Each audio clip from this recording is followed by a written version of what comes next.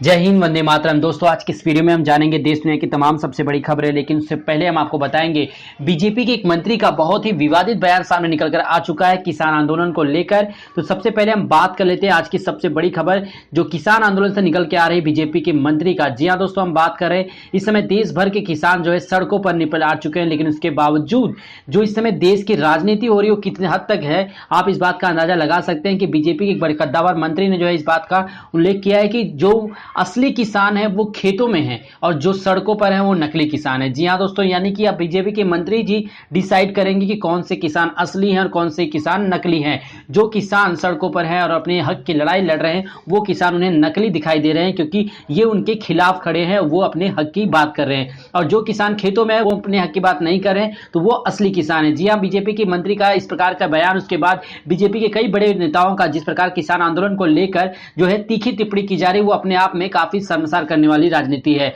देश का जो है अन्नदाता वो किसान जो सड़कों पर आया है और सर्दी के इस मौसम में कोरोना वायरस की भयंकर बीमारी के चलते उसके बावजूद सड़कों पर 11 दिन से धरना देते हुए बैठा है कि इसलिए कि काला कानून को वापस ले लिया जाए। बात करें तो भारत में जो है by the people for the people on the people की जो राजनीति है, यानी कि जनता से ही चुना जाता है, जनता के लिए ही चुना जाता है, जनता के ऊपर। यानी तो इस राजनीति में देखिए यहाँ पर यह होता है कि पहले जब जनता की सेवा के लिए ही आपको चुना गया और जनता ही चाहती है कि यह कानून उनके हक में नहीं है, तो आप आखिर की मुट्ठी भर के लोग वो किस प्रकार से जो है जनता पर इस प्रकार की जो है राजनीति कर सकते हैं। जी हाँ, किसान जो है पूरे देश के जितने भी किसान है, साथ ही विदेशों में भी जो है लोगों का मानना है और बड़े बड़े मंत्रियों का, यानी कनाडा के प्रधानमंत्री के द्वारा और यूएसए के द्वारा कई लोगों का मानना है, जो बड़े बड़े मंत्री पद पर बैठे हैं, ऐसे लोग भी मानते हैं कि किसान आंदोलन जो भी हो रहा है वो सही हो रहा है। यानी कि जो राजनीति मोदी सरकार कर रही है भारत में वो अपने आप में काफी ज्यादा जो है निंदनीय है, क्योंकि यहां पर देखा जाए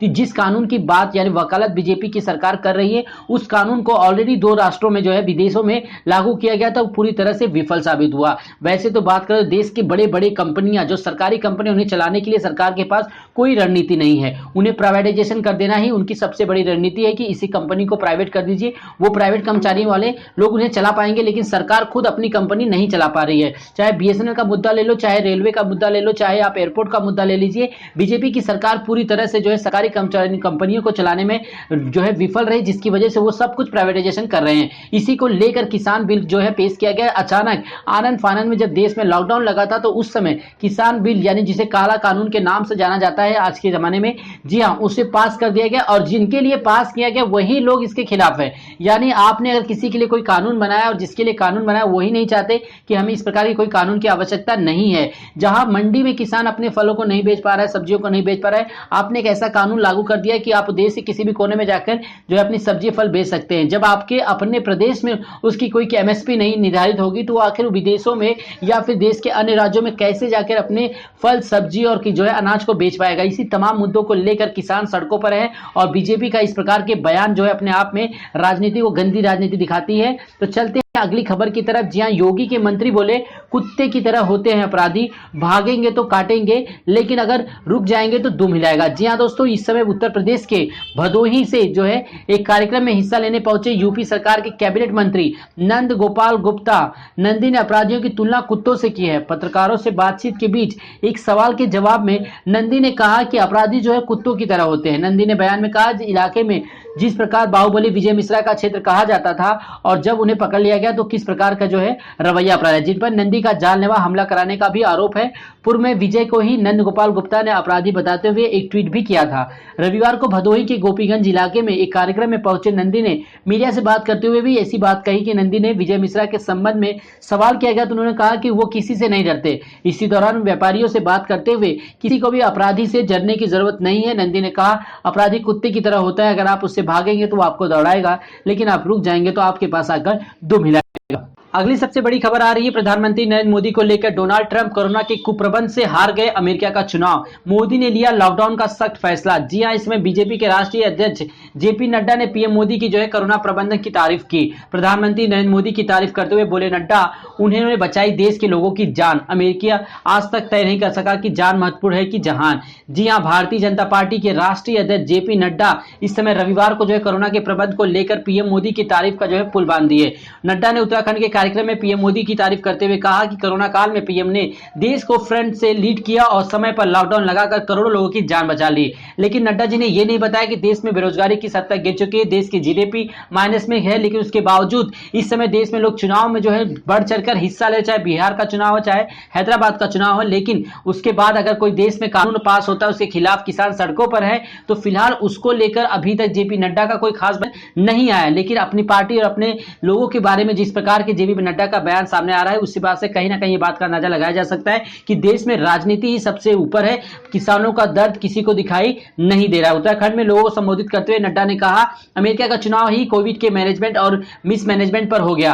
ट्रंप को सत्ता गंवानी पड़ी कोविड के मिसमैनेजमेंट को लेकर। हमारे मोदी जी ने देश के सबसे आगे खड़े होकर लीड किया और समय पर लॉकडाउन लगाया और 130 करोड़ लोगों को देश से बचा लिया। आज भी अमेरिका यह तय नहीं कर पाया कि वो इकोनॉमी या लोगों की जान किसे चुने। हालांकि हमारे प्रधानमंत्री ने तय किया कि जान है तो जहान है, और देश में लॉकडाउन लगा और एक सामान्य फैसला नहीं था। जी हां, जैसे कि आप सभी को पता है कि देश की इकोनॉमी पूरी तरह से ध्वस्त हो चुकी है, उसके बावजूद प्रधानमंत्री की जो है तारीफ हो रही है यहां से जेपी नड्डा के द्वारा। जबकि अंतर्राष्ट्रीय मार्केट में जिस प्रकार के बयान आ रहे हैं कि भारत की जीडीपी एकमात्र ऐसी जीडीपी थी जो माइनस में गई इस लॉकडाउन के दौरान सबसे ज्यादा, यानी पूरी दुनिया में सबसे ज्यादा अगर जीडीपी किसी देश की गिरी है तो वो है भारत देश की, जहां पे सबसे ज्यादा नुकसान हुआ है और गरीबी और ज्यादा बढ़ चुकी है और अमीर लोग और ज्यादा अमीर होते गए। तो चलते हैं अगली खबर की तरफ। बाबरी विध्वंस को लेकर स्वरा भास्कर बोली, चाहे जितनी भी लीपापोती कर लो, भगवान का घर तोड़ना अपराध। जी हां, 6 दिसंबर 1992 को उत्तर प्रदेश के अयोध्या में बाबरी मस्जिद का विध्वंस कर दिया गया।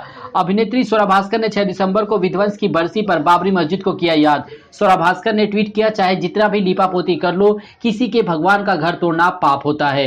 6 दिसंबर को, जी हाँ आज है 6 दिसंबर, और जिसी की बात को लेकर जो है बाबरी मस्जिद का विवादित ढांचा गिराने का मामला जो है सीबीआई की विशेष अदालत के फैसले पर भी स्वरा भास्कर ने अपनी प्रतिक्रिया दी थी। चूंकि फैसले में कोर्ट ने कहते हुए सभी आरोपियों को बरी कर दिया कि बाबरी ढांचे को गिराना साजिश नहीं थी और न ही ऐसा करने के लिए कारसेवकों को किसी नेता ने उकसाया था। इस पर स्वरा भास्कर ने अदालत के फैसले को लेकर तंज मारा। स्वरा भास्कर ने अपने ट्वीट में लिखा, बाबरी मस्जिद खुद ही गिर गया था।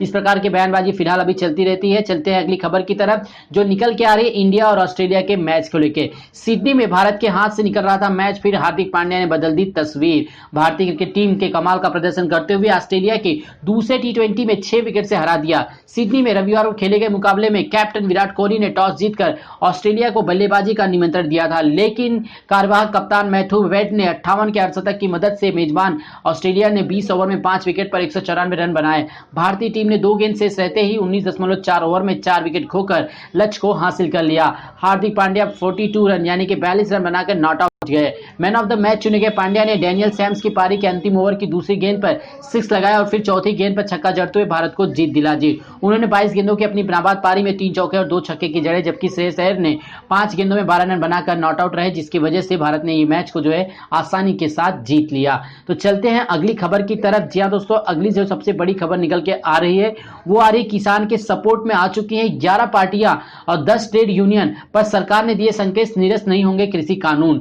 जी हाँ, इस समय सरकार जो है अपने फैसले को लेकर जो है अटक हुई है। वैसे बात किया जाए, देश में जो है लोकतांत्रिक देश है और उसमें बाद जनता ही जनार्दन होती है। जब चुनाव आता है तब यही नेतागण कहते हैं कि जनता जो फैसला लेगी वो सही होगा, उन्हें जो भी सुविधा चाहिए वो हम देंगे। लेकिन जब जनता जो है चुनकर आपको मैदान में ला देती है, आपको जो है सत्ता में बैठा देती, तो आप इस प्रकार के बयानबाजी करने से नहीं चूकते। जी हाँ, एक तरफ किसान 3 नए कृषि कानून की वापसी के सवाल पर सरकार की हाँ या ना में जवाब चाहते हैं, तो इससे कम करने का आंदोलन खत्म करने की बिल्कुल भी राजी नहीं है। तो दूसरी तरफ सरकार बीच का रास्ता निकालने का ऑफर दे रही है। सरकार की मंशा नए कानून को वापस लेने की तो बिल्कुल नहीं दिख रही। इसकी पुष्टि रविवार को केंद्रीय कृषि राज्य मंत्री कैलाश चौधरी के एक बयान से होती है। उन्होंने साफ कहा कि कानून को वापस नहीं लिया जाएगा। आखिर ऐसा क्यों हो रहा है कि कानून को वापस क्यों नहीं लिया जा रहा है, जब लाखों लोग किसान सड़कों पर हैं, जिसके लिए आपने कानून बनाया और उसे ही वो कानून पसंद नहीं है, तो आप फिर जबरदस्ती उस पर कानून क्यों लौटा जा रहा है।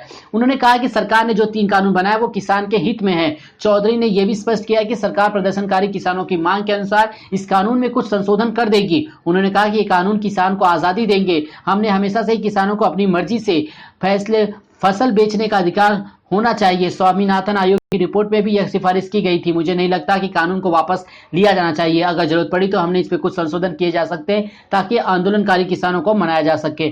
फिलहाल अभी तक किसानों और सरकार के बीच हुई 5 बातचीत के बाद भी कोई भी हल नहीं निकला और किसानों ने साफ साफ कहा है कि 8 दिसंबर को भारत बंद का जो है ऐलान करेंगे। और ऐसे समय में जब देश की इकोनॉमी ऑलरेडी बहुत नीचे गिरी हुई है तो प्रधानमंत्री नरेंद्र मोदी इस इकोनॉमी को ऊपर कैसे लाएंगे जब किसान सड़कों पर है, बेरोजगार लोग घरों बैठे हैं और 14 करोड़ से ज्यादा भारत में इसमें बेरोजगारी का स्तर है, लेकिन लोगों के पास अभी भी राजनीति करने से ज्यादा फुर्सत नहीं है। तो आज के लिए इतना ही। उम्मीद करता हूं आज का वीडियो आपको पसंद आया दोस्तों, तो वीडियो को शेयर कीजिए, लाइक कीजिए, चैनल को सब्सक्राइब करना ना भूलें। धन्यवाद।